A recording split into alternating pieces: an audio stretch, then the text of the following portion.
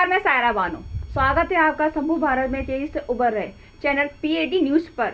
आइए शुरुआत करते हैं आज की खास खबरों से।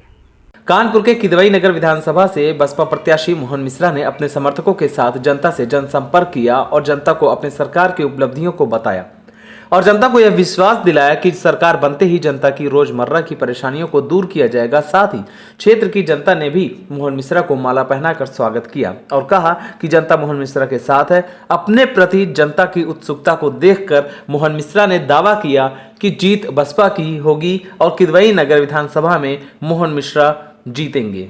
देखिए, मैं सर्वप्रथम जय भीम। जनता का पूरा आशीर्वाद है, पूरा समर्थन हमारे साथ है, माननीय बहन जी के साथ है, पूरे बहुजन समाज पार्टी के साथ है, पूरे उत्तर प्रदेश के साथ है। और इस बार जनता ने मजबूती के साथ मन बना लिया है कि माननीय बहन जी को आने वाली 10 मार्च को जब काउंटिंग होगी तो 5वीं बार उत्तर प्रदेश का मुख्यमंत्री बनाना है। एक बात। दूसरी बात, हमारे जो अहम मुद्दे लेके जो हम जनता के बीच में जा रहे हैं, सुरक्षा है और रोजगार है, न्याय है, खास तौर से जो कानून, लॉ एंड ऑर्डर में फिर कहूँगा, लॉ एंड ऑर्डर की जो हालत जो बद से बदतर हो गई है। अभी कल एक कानपुर में, एक स्वरूप नगर में एक कांड हुआ, एक हत्या हुई। भाई क्या कर रहा है कानून? लेकिन एक चीज़ इसके विपरीत ये भी देखने लायक है, माननीय बहन जी जैसे ही उत्तर प्रदेश के सिंहासन में बैठती है, लॉ एंड ऑर्डर अपने आप रिस्टोर हो जाता है। और समाज का कोई वर्ग हो, व्यापारी हो, वकील हो, सर्विस वाला हो, कोई भी हो, किसी को किसी प्रकार की कोई समस्या नहीं होती। और हमारा तो नारा ही है, सर्वजन हिताय सर्वजन सुखाय, जिसके तहत माननीय बहन जी समाज के हर व्यक्ति को, हर वर्ग को बराबर का मान सम्मान सुनिश्चित करती हैं और सुरक्षित करती हैं। और सरकार आने पे सबको बराबर के तर्ज पे, सबको बराबर का मौका देके आगे बढ़ाने का काम करती हैं। किदवई नगर विधानसभा 10 साल हुए बने हुए। 10 साल में यहाँ के मौजूदा विधायक ने कोई भी स्कूल या कॉलेज नहीं किया, तो आप इसके लिए क्या? नहीं, देखिए, मैं तो शुरू से यही बात कह रहा हूँ कि ये तो इतनी समस्याएं हैं, हम फिर कहेंगे, दोहराएंगे कि अगर हम समस्याएं गिनाएंगे तो किताब लिख देंगे इस पे। पहली चीज तो ये, जैसे हम लोग का कहा जाता है जल ही जीवन है, यहाँ पे पीने का पानी नहीं है, पानी की निकासी नहीं है, पूरा जल भराव रहता बारिश में। यहाँ पे आप स्टीमर चला दो चल जाएगा।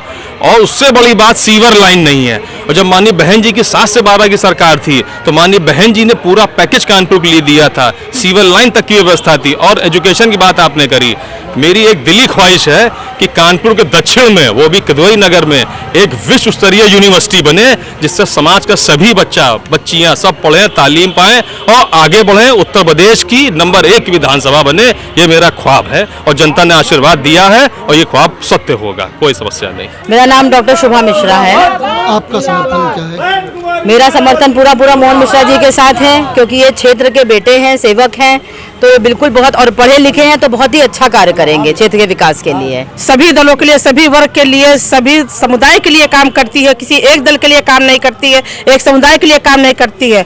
और अभी इतना प्रदेश में इतना कुकर्म, इतना गुंडा राज छाया हुआ है, इन सब से बचना है, बेरोजगारी भगाना है। और हमारे बहन जी के पास लिपापोती वाले कोई मुद्दे नहीं है, सीधा युवाओं को नौकरी, बेरोजगारी को दूर करना है, गरीबों को मकान देना है। ये नहीं कि भिखारियों को तना 2 किलो आटा दे दिया, दाल दे दिया, हम बहुत बड़ा झंडा ऊंचा कर रहे हैं। ये गलत बात है। रोजगार दीजिए, आप घंटा बजा लो, घंटी बजा लो, थाली बजा लो। ये कोई भविष्य नहीं है बच्चों का।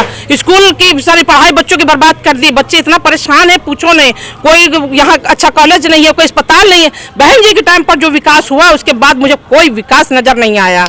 और मुझे बहन जी की सरकार लाना है और प्रदेश का विकास कराना है। हम लोग बिल्कुल सुरक्षित नहीं है, हमेशा दहशत में रहते हैं और रात में निकल नहीं पाते हैं, बच्चों को बाहर अकेले भेज नहीं पाते। मेरी लड़कियां हैं, मैं अकेले नहीं भेज सकती हूँ बाहर, मुझे इतने दहशत है। बहन जी के टाइम में मेरे बच्चे बाहर रहते थे, आते थे, जाते थे, कोई चिंता नहीं होती थी। अभी बहन जी ने हमारे मोहन मिश्रा जी को यहाँ पर लाए हैं और हम लोगों को पूरी सुरक्षा मिलेगी। बहन जी की सरकार आएगी, मोहन मिश्रा जी हमारे सरकार में आएंगे और उनको भारी से भारी बहुमत से इनको विजयी बनाना है और बहन जी की सरकार बनानी है।